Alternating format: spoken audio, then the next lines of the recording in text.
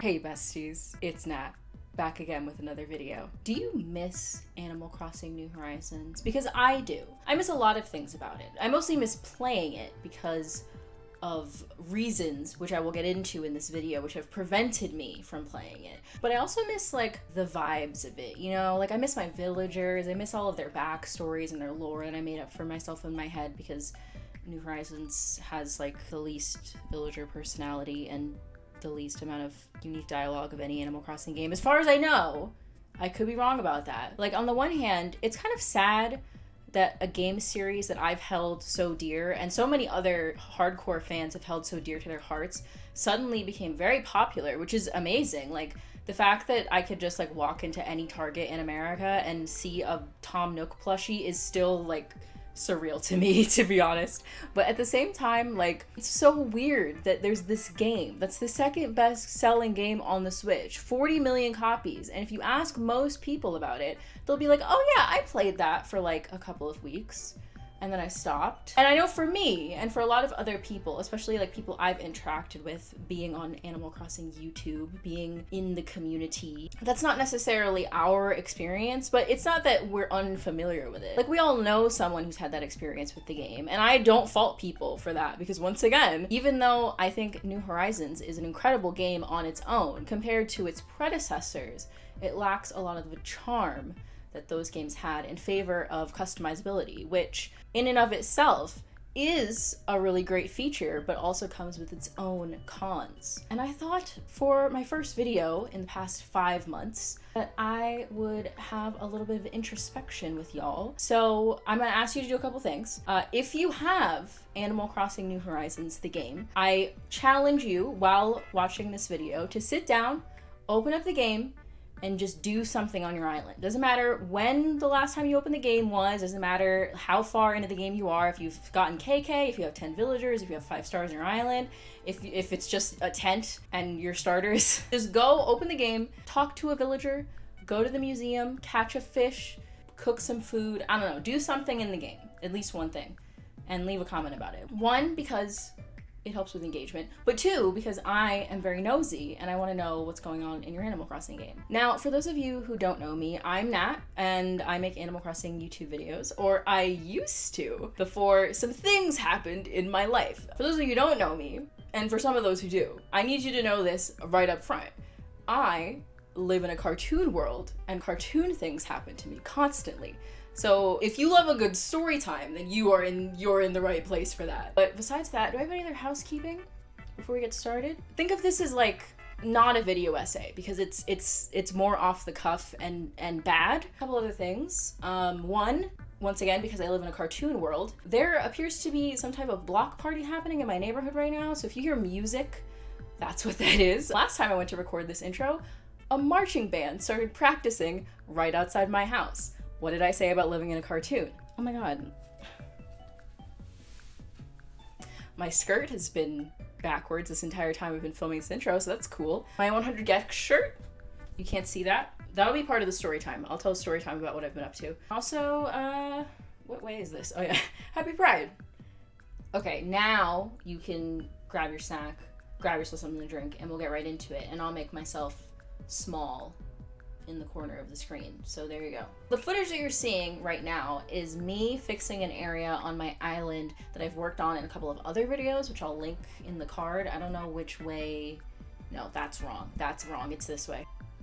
Which I'll link in the card over there, called the Gyroid Forest. Now, one of the things that I do like about the customization of New Horizons is that in the absence of built-in personality and lore, which you would think that should be important, right, for a game to come with that. But in the absence of built-in personality, there's a lot of room to sort of write your own story. It's sort of like playing with dolls. If any of you play The Sims 4, you'll know that exact concept of like, I have all the tools in the world to make everything exactly the way that I want, but the game itself doesn't necessarily follow the story that I'm trying to tell, so you sort of have to make stuff up on your own, and that's not necessarily a bad thing. I would prefer it if it would go back to the old way it was. But at the same time, you know, like when I was a kid, I liked playing with dolls and like making up stories for them, and that's sort of how it feels being on my island.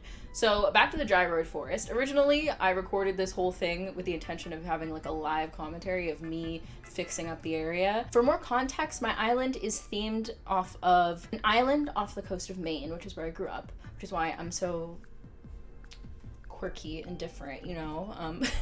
God. But that's the island's theme. And this part of the island is based off of national parks and mountain climbing, as well as one of my villagers, Coco, who is a ceramicist who makes gyroids. And she goes into the forest looking for gyroid fragments. And this whole area was super inspired by Studio Ghibli, especially Princess Mononoke, as well as like mountains near where I grew up.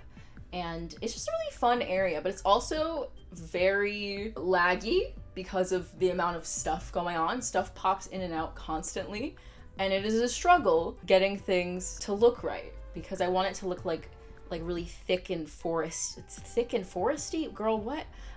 I want it to look very like forested and like overgrown, but that's really hard when the trees all have to have a certain number of spaces around them. So a good portion of this video is going to be me trying and failing to do the tree glitch, which put a pin in the tree glitch, because that's I'm gonna talk about that in a minute. But yeah, that's basically what I'm working on in this video. I'm also working on essentially like the transition areas between the actual mountain itself, which you can see I've already built, and my campsite, which is like a huge grassy field on the edge of my island, sort of at the back. And that is the laggiest part of my island. I mean, it's unavoidable. It's how many wheat fields? I think it's over 200. I don't remember. Once again, I'll put the video with where I built that area in the card. But yeah, we're basically building the transition areas in between all of that stuff. So I'm just adjusting things in my forest. I'm adjusting things on the side of my forest. I'm adjusting the front where you like come in, which is like right behind my house. And then I'm also adjusting the very back, which is like there's like a waterfall over there. And I sort of envision that as like the secret spot that Coco goes to get all of her gyroid fragments. So, you know, very quirky, very different, you know, just like me right now, as I said before. Normally in my videos, I don't stand. I sit because why would I stand? I don't know. I was in the mood to stand and talk and vibe. God. I was just in the mood for something a little different. I don't know. And you know what's funny, right? Is that me wanting desperately to stand in this video ended up causing it to be pushed back even further. Though at this point, what is the difference between 5 months and 5 months in a day? Like, come on. It is what it is. To talk about Animal Crossing for a second, I feel like stuff like the tree glitch in particular and other glitches and other like ways of doing things on your island that you're not necessarily supposed to do in the game, or like they're like super complicated to do as opposed to just like placing furniture down. On the one hand, I love that we have that option as players if you're like really into the game, like I know I am, that you can really push the boundaries of the game to make your island look exactly the way you want. That is undeniably extremely fun and creative, and I love seeing people's creations online and like what they come up with. But on the other hand, I feel like it's stressful. Like for me as a content creator, it's a completely different thing where it's like everything it's like this part has to be perfect, my island has to be exactly this way or exactly that way. And then the combination of that and then my own crippling perfectionism it's a bad combo, trust me. But I can imagine even as like a normal player going online and seeing all of these islands where it's like, wow, that's so perfect, or that photo is beautiful, or it's like edited and it has like nice filters on it and everything. It's very overwhelming. And when that's like the entirety of the game, when they strip away a lot of the villager dialogue and a lot of the mini games and a lot of the little quirks and things that the older games had, and it's like, this is a decorating game, you're going to have that as a positive and a negative. On the one hand, you get to be so creative and just do whatever you want, but on the other hand, you have like the pressure of like, if the whole game is about decorating and I have a complex about my decorating ability looking at other people's islands, then that's going to stress you out. It's going to make you not want to open the game, because when you do open it, either you're working on a part of your island that you can't figure out and you get frustrated and you close it, or you open it and you talk to a villager and they say the exact same thing that they've said to you 500 times every single time you open the game.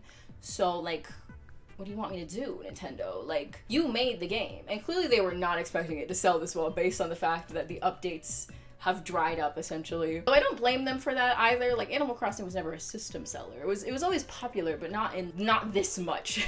So, you know, as someone who is really dedicated to the game, it's kind of a double-edged sword of, like, we have all of this infinite potential of stuff that we could do, but at the same time, like, the game is also very limiting. So, yeah, those are my deep introspective thoughts about Animal Crossing New Horizons, the video game, and the fandom, and the community, and all of those things. I was just wondering if other people could relate to that.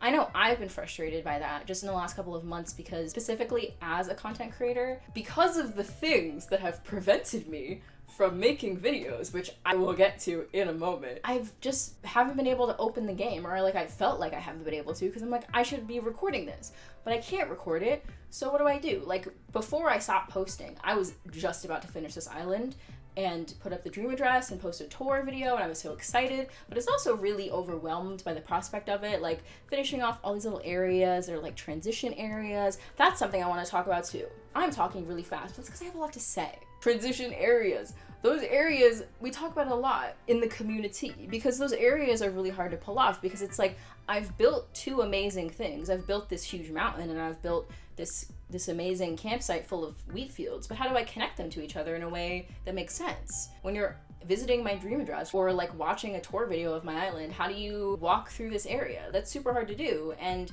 it was definitely a roadblock for me of like finishing my island. So this was all happening around January of this year. I just gotten another Switch so I could have a second island without deleting my first island, which is my day one island, by the way. I should have mentioned that earlier. I started Nautilus on March 20th of 2020, and I've had it ever since, and for the most part I've had the same villagers for that amount of time, and I love them dearly. I have so much lore and backstory built up for them, and I'm very attached to them. So I got another Switch with the intention of having that be for more quick themed islands. Quick is a strong word. I'm not going to do these islands quickly. I'm slow. But I had a theme picked out, and I was villager hunting for the very first time because I'd never gone villager hunting before. And I was sort of feeling that overwhelming feeling from the prospect of actually finishing Nautilus version 1.0 and posting a dream address and everything. And that was building up inside me. And I was like, okay, girl, you need to take a break. Let's take a break. February, it's my birthday month. I'm an Aquarius, if you couldn't tell by how quirky and different I am with this weird top. It's very sweaty in my house right now. I turned off my AC for this video. I don't know what this is. Like, who's mom? I'm like a cool mom who listens to 100 gex. Anyways, my hiatus, right? I decided February's my birthday month. I'll give myself a break, at least the first half of the month. We can come back in late February, early March, finish the island, start working on the new island, get my first builds done, you know, all that stuff. So I take February off, right? I'm like, this is my birthday vacation. It was great. I was chilling, I was relaxing, not stressed about the YouTube algorithm or finishing my Animal Crossing island, doing the tree glitch, transition areas. None of those words were in my mind. I was just vibing, right? So end of February rolls around, beginning of March. I'm ready to come back in to streaming and making videos. Everything seems fine. I can just come back, start making videos again. No, because that is when the bees showed up. That's right, besties. You've all been wondering where I've been for 5 months. The reason I stopped making videos. Would you believe me if I told you that the reason I stopped making videos is because my apartment was invaded by hundreds of bees? When I told you at the beginning of this that I live in a cartoon world, this is what I mean. This could only happen to me, okay? I can't remember the exact time when I first noticed them, but I do remember there were some guys leaf blowing outside, and all of a sudden, there's some bees swarming outside my window, and that was very odd because I hadn't seen that before. But there's a tree directly underneath my window, so I just assumed, like, oh, you know, the bees, they live in the tree, they have a nest in there, and the leaf blower scared them, and they're all freaking out. And some of them decided to hide in between my window screen and the glass of my window. This window right here, next to my desk, where I work and make videos. So I noticed the bees, and they're hanging out in there, and at first it's just a novelty, like, oh, there's a bee in my window, that's interesting. Next couple of days, the bees are still hanging out in my window, which is interesting. I let my landlord know. I'm like, hey, bestie. He's not my bestie, he's my landlord, but like, hey, bestie, there's just wanted to let you know, been seeing some bees outside my window, and I live pretty high up, so it's not abnormal to see bees, right? But it was definitely weird. They're very loud. That was the issue, because I couldn't stream, absolutely could not, because you would hear the bees. And I had trouble recording around the bees. And frankly, I had trouble just thinking and sitting at my desk and even just like being in my room. Like I spent way more time in my living room than I normally do because I just wanted to escape the bee noise. And as the days went by, I noticed the bees weren't going anywhere. They were making themselves at home in my window. Went from like 1 or 2 bees to like half a dozen bees to maybe like a dozen bees all like hanging out, and they would sleep in there too, and they would like form a little cluster where they're all hanging out with each other. And that's when I got a little nervous, right? So that was all happening on this side of my apartment. On the other side of my apartment though, no bees. Everything's fine, everything's normal. I'm like, okay, it is what it is, right? So as the springtime rolls around in Atlanta, it's getting warm. I mean, it's been warm the whole time. It's never cold in Atlanta, but like it's getting warmer outside. So I'm like, you know, I'll open up a window in my apartment, let some air come in. Obviously not opening the bee window. I'm not stupid. So I open a window on the other side of my apartment because I'm thinking like, oh, if they live on this side, why would they go over to that side? They certainly would not use my open window as an opportunity to come into my apartment, would they? You know, everything's normal, living my life. It's mid-March. One day, I decide to go out and run some errands. My window is open in my bathroom, and I come home, I sit on my couch, and as I'm sitting on my couch, minding my business, I realize that behind me, on my windowsill, in my living room, are bees. Multiple bees, just hanging out, just chilling. Some of them were making noise, some of them were just sitting there. I'm like, that's not normal. There are not normally bees in my apartment. Outside my apartment, yes, at this point I was very used to the bees, even if they were very loud and very obnoxious and very much getting in the way of me getting my work done. But inside the apartment, that was different. That was red flag, absolutely not. I go check my bathroom. There's like half a dozen bees in my bathroom, just hanging out. And they were in the window, they were around the window. I'm like, okay, so they came in through the window. How they got over to that side of my apartment, to be honest, I still don't know the answer to that question. So I close the window and I immediately contact my landlord. I'm like, listen, the bees are inside, okay? This has escalated. So I got a hotel room for a couple of nights so I could not be in the bee house, and my landlord contacted some type of exterminator, beekeeper, whatever, and they came a couple of days later. At that point, the bee situation in my bedroom had escalated even further, and they were loud. They were fully living in my window, and I was not pleased. First of all, the visual, right? Like, you know those videos of like when beekeepers like pull up the sheet from the beehive, like the artificial beehive, and there's bees all in there? That's what my window looked like. Just the corner of it, like not the entire window, but just picture that in your mind, because I'm not going to share any photos with you. I want to be sensitive to the fact people really care about bees, and I do care about bees in a general sense.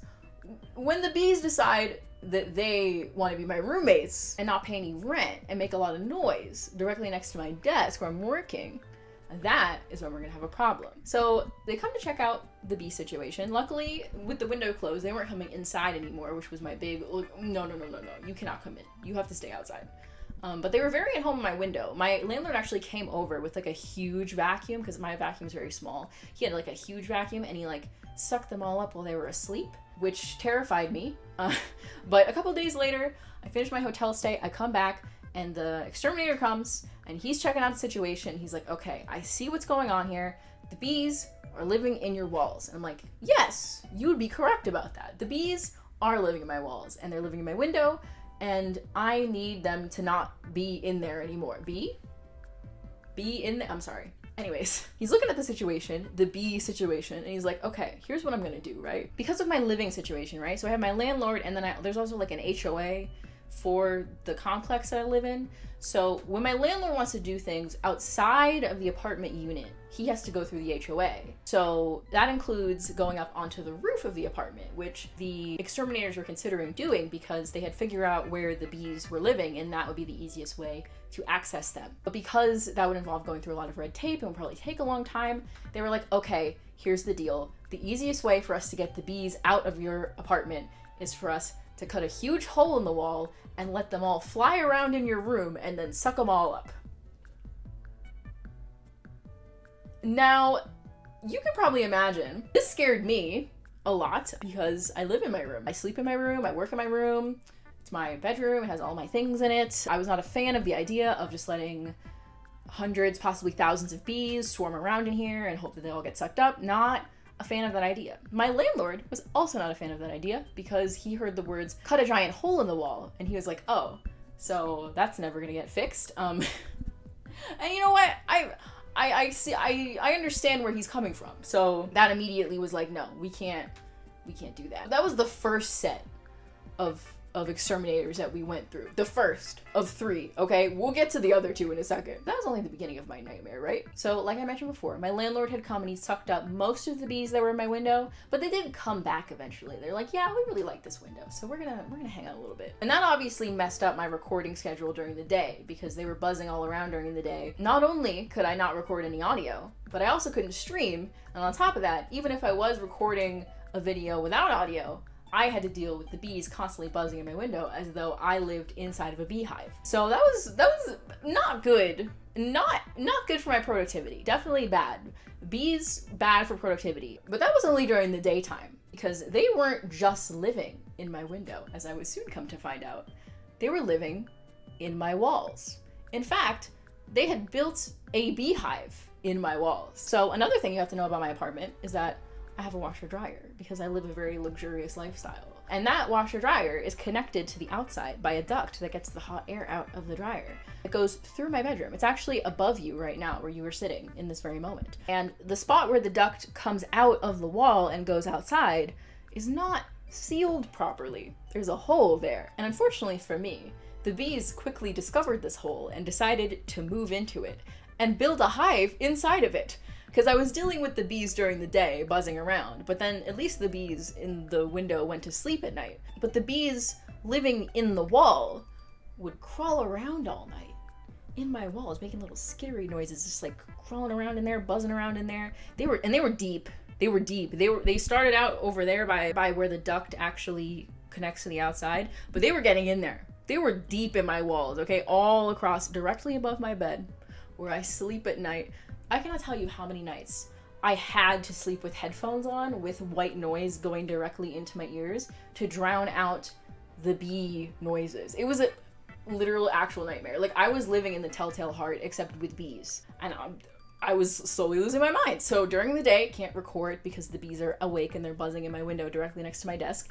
At night, can't record and I can't sleep because the bees are having a party directly above my bed inside my walls. Now, I mentioned earlier the previous exterminator who wanted to cut a huge hole in my wall and suck the bees out and let them fly around my room. That guy, he got axed very quickly. Unfortunately for me, this would not be the last I would encounter issues dealing with exterminators throughout this process, which is the other reason why it's taken me 5 months to post a video, because of how long it's taken for the bee situation to actually be taken care of. Now, after we got rid of the first exterminators, my landlord hired a different guy who was less kind to the bees. He was really like, no, I'm gonna kill these bees. Like these bees, we're not sucking them up.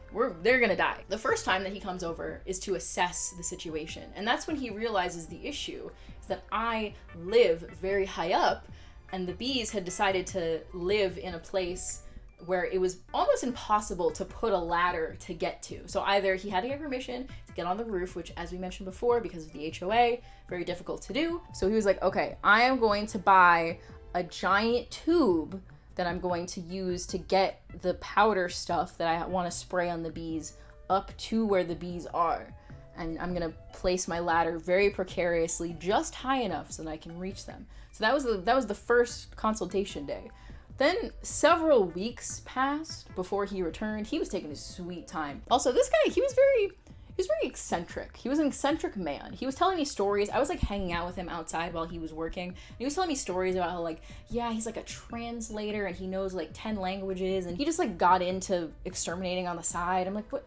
He was a very weird man. I say that endearingly, but also he was a little bit unprofessional because after that consultation, I did not see him for several weeks. And keep in mind, every time we jump ahead in time several weeks, the bees are still living in my walls. They're still crawling around up there. They're still buzzing in my window.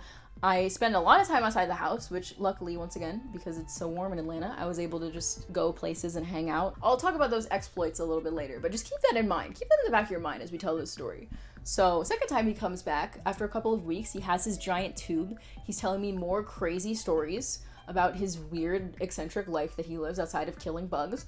and he sprays the bees the first time, and they're very angry at this. They do not like this. They are freaking out. But after he does that first initial spray with the bee killing dust, the bees were quiet for a couple of days. This was mid-April at this point. At this point, I'm thinking to myself, okay, it's been like a month and a half, but the bees might actually be gone this time, because for a couple of days, okay, this is a side note, completely unrelated, but the owl in my neighborhood is going crazy right now. So if you hear owl noises, that's a real owl who lives in my neighborhood. And there's actually 2 owls who live in my neighborhood, and they fight sometimes. Anyways, as I was saying, at this point, it had been about a month and a half, but I could see the light at the end of the tunnel. I was like, okay, it's mid-April, and for the first time since they first showed up, the bees have finally calmed down. I did not hear them or see them for a couple of days, and I was like really excited because I'm like, oh, I can get back to work. I can post a video again. I was so excited. I can finally do things. But then the exterminator ghosted me. I am not joking. He literally actually ghosted me and my landlord.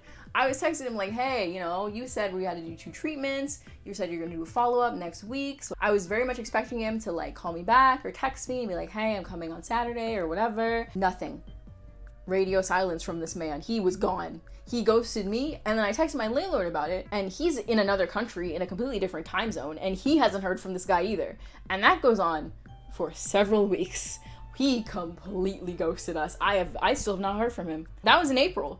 It is now June, so he's gone. Actually literally got ghosted by the exterminator. So at that point, I was very much resigned to my fate. I was like, okay, I just have to live with the bees now. Luckily, they had calmed down because of that treatment. There were less of them. They were slowly starting to go away, but they were still very much there. And if you can imagine, right, this whole thing started because I was feeling overwhelmed and I was taking a break from making videos. So my morale was very low. Like you can imagine at this point that it was completely gone. I was like, I don't know. I don't want to think about YouTube. I don't want to look at YouTube. I would like watch other live streamers like VODs and stuff, but then I would get sad that I couldn't live stream and I'd have to stop because I'm like, it's the bees. The bees, they were in here. It was difficult. I was struggling, but eventually my landlord did return and he contacted a 3rd exterminator. And this exterminator was very prompt. In fact, he was slightly too prompt because he was unprofessional in a completely different and unique way. So it's the beginning of June at this point. I was minding my business. It was a Friday. I was sitting on my couch playing Zelda. I get a text from my landlord telling me that he's hired a new exterminator. He's coming tomorrow on Saturday at 2 p.m. I'm like, okay, cool. That's great. I have just enough time to clean my room because my room was a mess, so he can come in and he can see the bees who are in my window. After I got that text, I was like, that's great. I went out, I ran some errands, I come back to my house, maybe like half an hour later, and I get a phone call from an unknown phone number. I answer that call, and it's like, hey, I'm the exterminator, and I'm right outside your house right now. Like, oh, okay, that's really interesting, because I, in my mind, was imagining that I would spend the evening cleaning my room so that you could come and look at the bees, but you're here now. Right now, on Friday evening, right now, at my house. He's like, I'll just do a consultation, I'll just check out the situation, I'll come back tomorrow, and we'll spray, and it'll be great. Like, okay, hope you don't mind, my room's a little messy, I did tidy up a little bit before he came in. Now, there's actually one detail to this story that I've neglected to mention up until this point, which is that after the 2nd exterminator sprayed, a bunch of the bees evacuated the little nook that they were hiding in inside of my wall, and fled to the window and decided to live in there and then promptly die in there. So along with the bees who had continued to live in my window, there are a bunch of dead bees in my window. I'm not gonna show you any pictures because it was very gross, but just imagine a pile of dead bees that was like maybe 5 or 6 inches up my window. Like they were in there. There were possibly hundreds of them just dead in my window at all times. I covered them up with like a piece of cardboard so I didn't have to look at them constantly as a reminder of like, wow, you killed a lot of bees. Also, that's how many bees were living in your walls this entire time, constantly making noise and getting inside your head and ruining your life. It was actually nightmarish. So this exterminator shows up, right, on Friday, a day before he was supposed to show up. He comes in my room. I'm like, sorry for the mess. You came very promptly, a little too promptly, so I didn't have time to clean. Once again, this whole bee situation is happening directly next to my desk. this man walks up and he opens the entire window and like folds the screen down like this, and he just has like the pile of bees just like loose, right? They weren't like everywhere, but they were definitely bees falling about on my floor, on my windowsill, on my desk. I told him, I was like, hey, you know, if you're gonna let a bunch of dead bees fall out of my window onto my desk, I could cover my desk up. Like, I could cover up my equipment, my very expensive equipment that's just like out there right next to where you're working. And he's like, oh, don't worry about it. It's fine. It's fine. Don't worry about it. I literally went to my kitchen and got a trash bag and I was like, I'll just cover up my monitor. And he's like, no.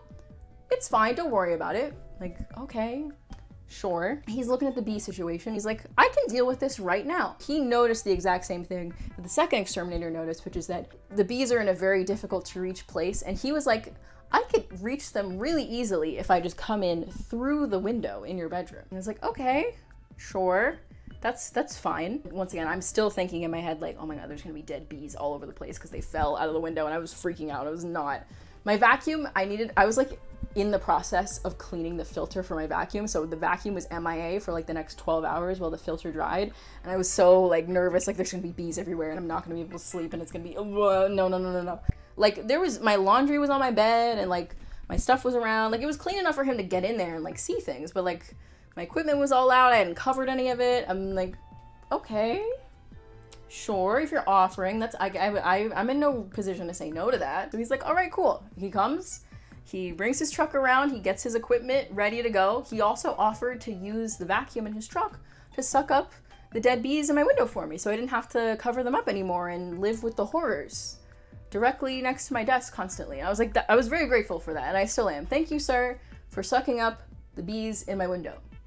That is where my thank yous end, however, because this man made an absolute mess of my room. The first red flag of many was when he was in the middle of doing the treatment and he left the room for a moment. I came to check out what was going on. He had his exterminator equipment on my bed, right? On top of my comforter. This is not an exposed video. I'm not trying to expose the exterminators of Atlanta for being unprofessional, but he put exterminator tools on my bed with insecticide inside of them. So he starts sucking the bees up out of the window and he closes my bedroom door so I don't have to hear like all of the vacuum noises, which is fine, I guess. I'm sitting in my living room and then I hear the crash. There was a huge loud crash. And that was the point where I really should have said something, but I didn't say anything. I just went about my business. I was sitting on my couch playing Zelda on the phone with a friend. This man was in my bedroom sucking up the bees, killing the bees. When he was done, he came in the living room. He was like, I'll call you in a couple of days or text you and we'll set up a follow-up treatment. I'm like, okay, cool, thanks. And he left. Then I went in my room.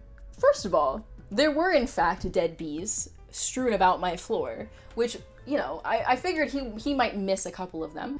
That wasn't the only thing that he left though, because there was also bee killing dust all over my room as well, including on my bed and on my clothes, on my laundry. But would you believe that was not even the worst offense? Because it turns out all of me worrying about my equipment was not unfounded. Because remember that crash I mentioned earlier? This man knocked this microphone off of my desk and left it on the floor while he was exterminating the bugs. He didn't say anything to me. He didn't mention anything to me. And like, you know, it's just a Blue Yeti microphone. Like, it's not a fancy microphone, but it's expensive.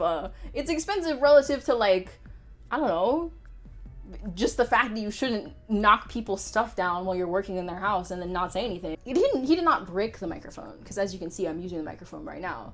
But he did break the cable that connects the microphone to my computer, which is why I'm using this cable, which I emergency ordered on Amazon so I could record this video for all of you. And it's also why I'm standing such an awkward distance from the camera. I intended to have this video be me standing back there, and I don't know, I just thought it'd be fun. No, that's not what we're doing, because the exterminator broke the cord for my microphone. And luckily for me, it's not an expensive part. It's just like a mini USB or whatever, but it's the principle of the thing. This is what I mean when I say I live in a cartoon world, because like, who is this happening to? Anyways, the bees are mostly gone, which is how I'm able to record this video for you. But the things that I went through to get to this point. Hey besties, editing Nat here.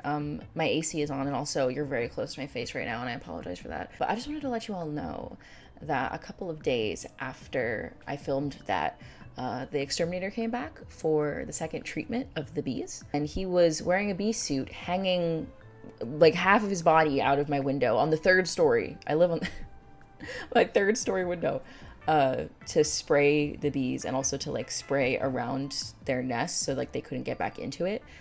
He also stuck a camera in there like on a stick, and he could see like the honeycomb, and like they were making honey in there.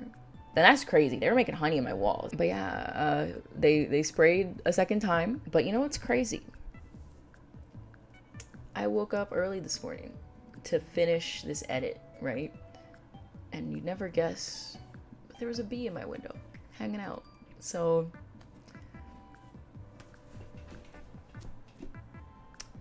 yeah, anyways, back to the video. So after all of that, right, I realized my microphone cord is broken and I need to order a new one. I emergency ordered a new one as fast as possible. And it's a lot shorter than the cord that comes with the Blue Yeti. I had intended to do this video standing up. I was actually in the middle of editing the footage that you're seeing right now of me playing Animal Crossing, and I forgot to save. And I went to go start recording this part, and I was messing with the cable, seeing how far I could get away from the desk. I was moving my PC, and I moved it slightly too far forward on the desk and accidentally unplugged it. And when I turned it back on, half of my edit for this video was missing because I had not saved. In short, that is why it has taken 5 months for this video to reach you. I hope you enjoyed that story. I did not enjoy it, but here we are. As much as the bee situation would have you believe, I am thriving. You know, I got a lot done, even though I couldn't be at my desk doing work. I did other things. I went to a lot of concerts. I went to a lot of amazing concerts. I saw Otoboke Beaver, who are like a Japanese girl punk band, and they were amazing. I saw Shy Girl.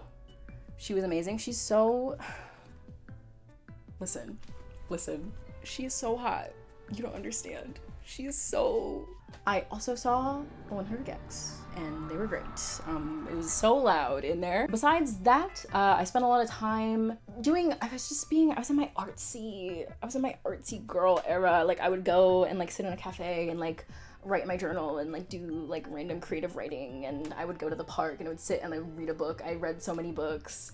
When I say books, I mean manga. And of course, Legend of Zelda Tears of the Kingdom came out, and I wanted to stream that game, and I still do. So if you want to see me stream Tears of the Kingdom, let me know, because I will gladly do that. But that game kind of took over my life a little bit. Hold on a second. I want to check exactly how many hours I have logged in that game, because it is ridiculous. So I just checked, and my Nintendo Switch OLED is dead right now, because of course it is. So I can't check the exact number of hours. I'll put a screenshot of it right here so you can see the updated hour count. I went to Target and bought a physical copy on release day, and I stayed up until the sun came up playing the game on that first day. But yeah, that's pretty much what I've been up to these past couple of months, and I've missed you all very, very much. I've missed Animal Crossing, as the title of this video implies. That is true, and I'm glad to be back, and I'm glad to be back in the game. I'm glad to be back in a new headspace, a headspace that is free of bees. I'm really happy with how this area came out. This whole thing that you've been watching